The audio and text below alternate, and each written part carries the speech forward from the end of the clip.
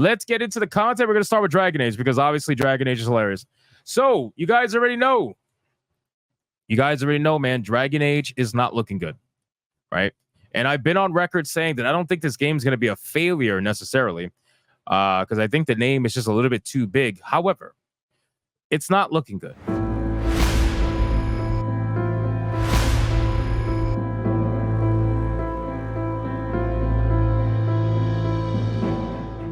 I think this game is definitely not going to be anywhere near what Dragon Age Inquisition was able to pull. You know, with I think Dragon Age Inquisition sold 12 million copies. I think 12 million copies. But you guys got to understand there is two reasons why this game is not going to do nowhere near as well, and it's something that I've explained in detail. Number one, obviously, the controversy is going to turn off a lot of people from buying this game. Not everybody, but a lot. It's going to turn off a lot of people. Also, the fact that you can't continue world states in Dragon Age: The Veilguard is going to turn off a lot of previous Dragon Age fans. The entire reason people love Dragon Age and Mass Effect games is because they can continue their story throughout the entire franchise. And you essentially took that away. That's a big deal for a lot of longtime fans. So that's gonna fuck a lot of people over in that regard too. But also, what's going to really hurt this game is the subscription service model. So the subscription service model wasn't around during Inquisition, right? When Inquisition came out, you couldn't get the game for free on day one, right? You had to buy the game. So what ended up happening is the subscription model is going to turn. It's gonna definitely lower retail sales, by a drastic amount, I would imagine. Because there are people who would just rather subscribe to EA, Plus, whatever it's called. They'll subscribe to it for $15.99, $19.99, whatever it is, and then they'll get the game for free, and then they'll play the game, and then after they're done, they'll unsubscribe. There are a lot of people that do that. Do not be shocked at that. There is a lot of people that do that. Even Leon admitted to doing that many times before. So the subscription model is going to hurt retail sales a lot, and that alone is going to make the number go drastically lower than what Inquisition did. Now, I don't really know what their pre-sale numbers are yet. I don't even think they've announced how many they have in terms of pre-orders, and usually when they don't, it's not a good sign, right? So let's get into it. But this makes it pretty jarring, right? So Dragon Age: The Veilguard is still outside of Steam's top 50 best sellers, with just over 2 weeks until release, ladies and gentlemen. So the game is not even in the top 50 of Steam top sellers, and it's very close to releasing. Usually, I mean, if you looked at Black Myth Wukong was number one for what, like a fucking month? Maybe even a month and a half, I think, or even two. Black Myth Wukong was up there for a long time. And when it came out, we obviously saw what happened with that. Dragon Age: The Veilguard doesn't quite have that. I'm going to try to see if I could pull it up here really quick.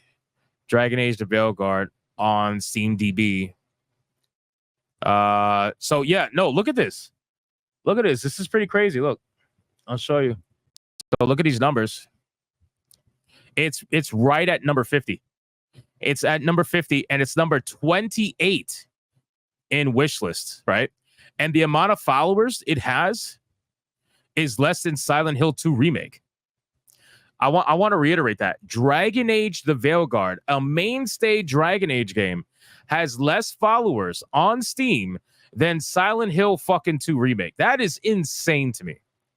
That's insane. These numbers are not looking good. They're not looking good at all. And their followers happen within the last, I would say 3 months or so, 3-4 months or so. But for the most part, it was pretty quiet. It was pretty stagnant. But then it kind of jumped up a little bit. But it's going up very slowly. So it's not a good sign. Like, this game is clearly struggling to find an audience, which is crazy because, again, Dragon Age shouldn't have a struggle finding an audience. But the problem is that look at what you did with the fucking characters, man. Look at what you did with the characters. You decided to make everybody look real nice and soft. I don't even know what the fuck this is. Why would you even do this to the Kunaris? I have no idea. I've said this so many times that the Kunari, I think, is the biggest travesty in Dragon Age the Veilguard. I just don't understand why they decided to do this, right?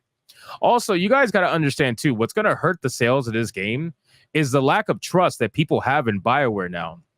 BioWare has lost a lot of trust from the fans because, quite frankly, they don't deserve it, right?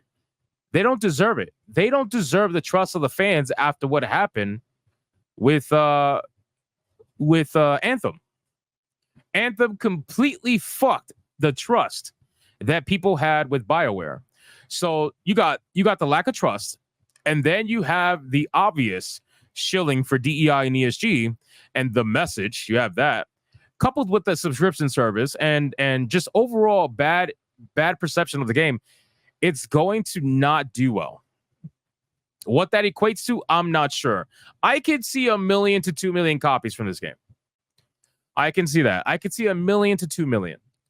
But Inquisition sold 12 million. Right? How many copies? Let me see something. How many copies did Mass Effect Andromeda sell? Because that's another game that people lost their shit over. So Mass Effect Andromeda sold 5 million copies. 5 million copies. That is bad. That's really bad. I can only imagine what's going to happen to Veilguard. It seems like the numbers are dwindling heavily, and they're going down, down, down, down, down. And I really hope their budget's not crazy, but chances are their budget is crazy. So it says SteamDB reports that Dragon Age the Veilguard has moved up the charts, but not significantly. The game currently sits in the 57th position in Steam's top sellers and is just inside the top 30 on the most wishlisted upcoming Steam games in 28th position. A little less than a month ago, the game was just 38th on SteamDB's most wishlisted upcoming Steam game and 80th in top sellers. That was on September 20th. Of note, many of the games that were ahead of its most wishlisted upcoming Steam games have indeed come out, such as Dragon Ball Sparking Zero, Metaphor Refantasio, Throne and Liberty, God of War Ragnarok, The Forever Winter, and Silent Hill 2. So the game's movement from 38th to 28th is likely because games have come out that were above it rather than it actually receiving significantly more wish lists. In fact, as noted above, the game only saw an increase of just 1,887 more followers in the last 7 days. It has only seen an increase of just 6,149 since September 20th. Yeah, nobody's interested. Nobody's interested in this game. That's the problem. Like, the entire perception around this game is just bad. And I feel like that is kind of coupled with the perception over BioWare. The two of them together, it's not a good combination, right? It just isn't. So I really hope that this shilling for the modern audience with the top surgery scars and the people who are like Unifade Walker, that trans whatever YouTuber that called all of you incels because you guys don't like the direction Dragon Age is taking. I hope that they are enough. I really do. I hope that they are enough. I think that they are banking on getting numbers like Baldur's Gate 3, but they don't understand that Baldur's Gate 3 didn't succeed because the modern audience supported it. Baldur's Gate 3 succeeded because it was a game that was so good and focused on its story that it even attracted the non-modern audience to buy it.